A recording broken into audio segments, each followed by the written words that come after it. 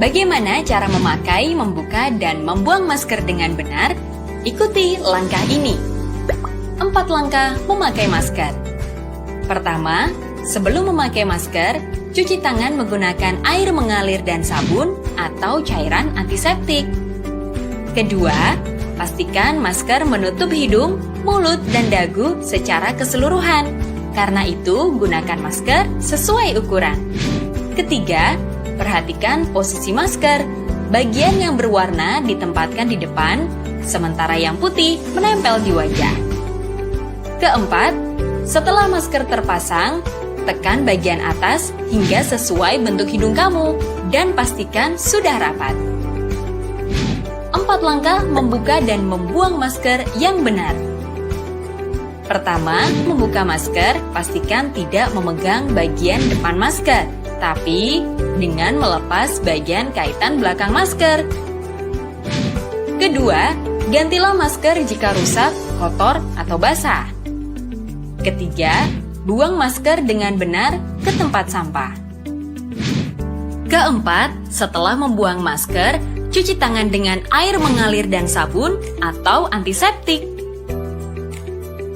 Pakailah masker untuk mencegah tertular COVID-19 saat keluar rumah di tempat umum dan kerumunan orang. Jika tidak ada masker bedah, gunakan masker kain. Ingat, gunakan masker, pahami caranya, taati peraturan.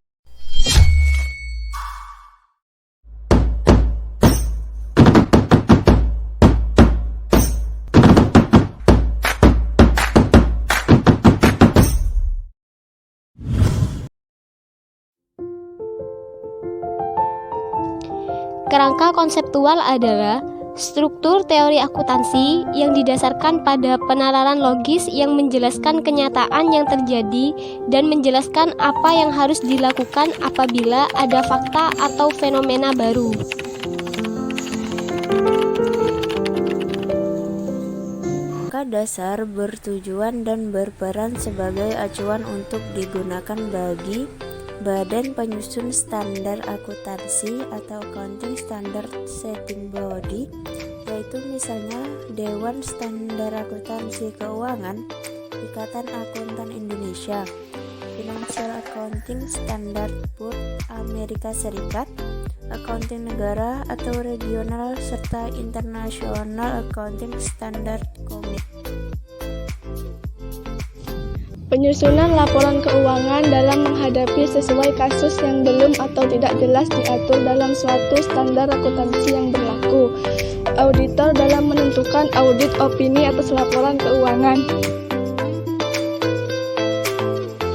Para pemakai laporan keuangan dalam menafsirkan informasi yang disajikan dalam laporan keuangan yang disusun berdasarkan prinsip akuntansi yang berlaku umum. Kerangka dasar penyusunan dan penyajian laporan keuangan atau IAI berisi dan menjelaskan konsep dasar tentang 1. Tujuan laporan keuangan, 2. Asumsi dasar, 3. Karakteristik kualitatif laporan keuangan, 4. Definisi, pengakuan, pengukuran unsur laporan keuangan, 5. Konsep tentang modal dan pemeliharaan modal. Para pemangku kepentingan yang menggunakan informasi keuangan tersebut antara lain meliputi investor atau calon investor, kreditur atau calon kreditur, rekanan, pelanggan, karyawan, badan pemerintah, dan publik. Kesimpulan, kerangka dasar konseptual akuntansi merupakan sistem koheren yang terdiri dari tujuan dan konsep fundamental yang saling berhubungan, yang meliputi landasan bagi penetapan standar yang konsisten.